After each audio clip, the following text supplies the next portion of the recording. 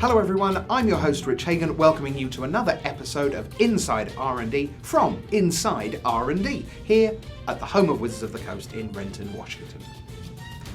Close your eyes. Imagine a pristine world of clean energy, endless invention, electric blue skies, sumptuous wonders, and limitless possibilities. Open your eyes. Welcome to Kaladesh. One of the hardest things about my job is I do things that I'm really proud of, and then I have to sit on it for like 16 months, sometimes years. Like I do things I'm really happy with, and then I can't talk about them forever. And finally, I'm able to talk about them. So what I want to say is, Kaladesh! Awesome! It's awesome! We've gone through Battle for Zendikar, we've gone through Shadows of Innistrad. Those are dark, dark places. Kaladesh is a much more happy place. Basically, the idea was that we wanted to go someplace that was bright and sunny, something that wasn't that we had just been, we had this drag-out war where Zendikar was being just destroyed, and then we go to Innistrad where everyone goes mad, it's really dark, and we're like, we want to do something fun and bright and optimistic and happy, and we said, you know what? Let's go to Chandra's world. Magic is a game about fighting, and Kaladesh is an inherently optimistic world. So kind of where do those things meet? And it was a challenge. There are some colors that celebrate destruction more than other colors. But no matter what it was, we always want to emphasize the ingenuity that went into whatever the machine was that was doing the thing. Normally, we have new worlds and we have revisits.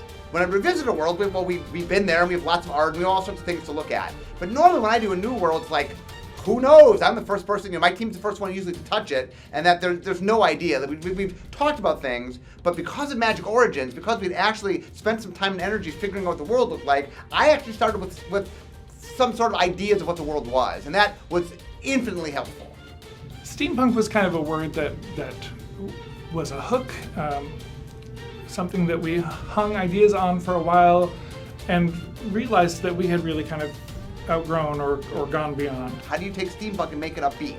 And the joke we had is take out the steam and take out the punk. We didn't want any of the steampunk, gritty, grimy, polluted tropes. We wanted this to be brilliant, a brilliant world, something aspirational and optimistic and just somewhere you would want to go and love and live. And so that sort of came out of that, and we were very inspired by the culture of India, and so those two things sort of melded and fused together to lay the backdrop for this world. Kaladesh has 5 races that we sort of created for it to populate this world. And some of them, like the elves, we've seen on Magic settings before. So one of the challenges when you're taking a race like the elves that people know from Zendikar, for example, we didn't want these to feel like Zendikar elves. We wanted these to feel like Kaladesh elves. So one of the ways that we did this for all of our races here was we designed them around what we called the ether cycle. So we said each race has a very specific spot in the cycle, and that's going to help define what that race does. Elves traditionally, are these ancient beings that are known for their wisdom and their harmony with nature. And on some level, that's part of what elves are. So we had to figure out, how do we take elves and put them here? And we knew pretty early on we didn't want them to be at odds so much with society, that we wanted, again, keep in line with this optimism, this sense of optimism. So it really became that elves understood the interplay of ether and nature and even urban life. They understood how that all fits together kind of in a natural way. I think elves living in the cities of Kaladesh, in Girapur, it's not an abomination of nature to see these cities rise up. Instead, they help shape these cities to be in harmony with these things. They see the world in a way that the other races just don't see it.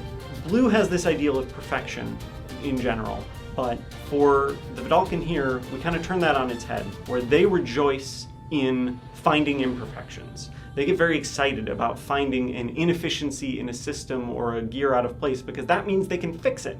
That means they can make it better. And they know things can never actually be perfect. Nothing is ever perfect.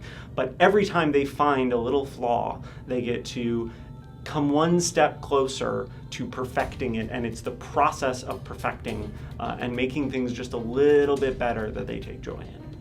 from innovate, you get to the build step. Obviously, once you have this idea for the machine or a device or whatever it is, you have to execute on that. And there is nobody better to do that than dwarves.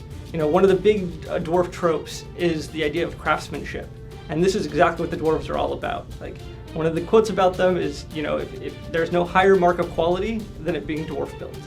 They are airship captains. They trust in their invention so fully that it makes them seem like they're fearless, because they will get on the highest flying ships. They will go, take the rockets. They will ride the around oval chase arena in their race cars, because they've built them, and dwarf built is just, you cannot beat it. This is the best thing on Kaladesh. Their legacy is an object that they have built that will outlast them. They speak of these things that they built like they would speak of their own children. The fourth race, as we're going around the ether cycle, are the Gremlins, and they actually represent the liberate step of the ether cycle. So after the dwarves build it, sometimes you need a race that's going to allow you to get that ether back out into the environment so that you can eventually start the cycle all over again. So this is where we depend on our Gremlins. Who would be the mischievous ones here? It's like we could go goblins. There are a lot of tradition of goblin tinkers and so on and things like that. And I think that we ultimately went with Gremlins because we're pretty enamored with the kind of World War II concept of the Gremlins, of the ones, eating the airplanes and causing all these mayhem to equipment, and it just felt right here. We have airships here, and we wanted to play in that space of just carving out something new for Kaladesh. Kaladesh is probably our most optimistic setting ever. We knew going in that we wanted bright colors, blue skies, that we wanted this technology that they have to be non-polluting. This is a clean industrial revolution. It is a clean place. But that presented some problems for things that we do in every Magic set. One of those is the color black. So as we were tackling that, we're like, vampires don't really feel right here. Undead like zombies, that doesn't seem to fit. We decided pretty early on we're going to need to make a new black-aligned race. The Aetherborn are a really strange race that come into existence as a byproduct of the refinement of ether.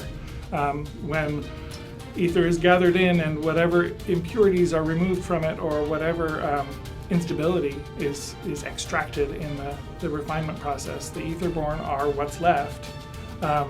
They take on intelligence and personality and life, and live a very short, fleeting life until ultimately ether released from its confines in artifacts recombines with them and goes back to being the free ether in the ether sphere. It's very strange.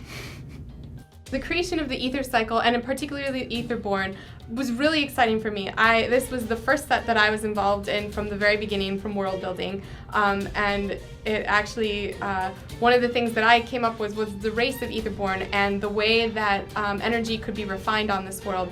So part of my personal history is that I'm a scientist before I came here, and so a lot of that came into play. It was so much fun to think about what would the actual chemical reaction be. I have so many different equations scribbled in my notebooks of like what would actually be happening. What is ether? What are the what are the free radicals doing here? What is the Aetherborn actually? What is the process of decay? The rate of decay? All of that kind of stuff. I think it's fair to say that in Shadows of Innistrad, where most of the monsters that people confronted, or the confronted people, were essentially extensions of humanity. Whereas on Kaladesh, I think you do get the opposite. You do get this sense of, humanity here is confronted with limitless possibilities, that you could build your way to anything. And that's something that is expressed in the gameplay, that is something that is definitely in the world building, that anything is buildable.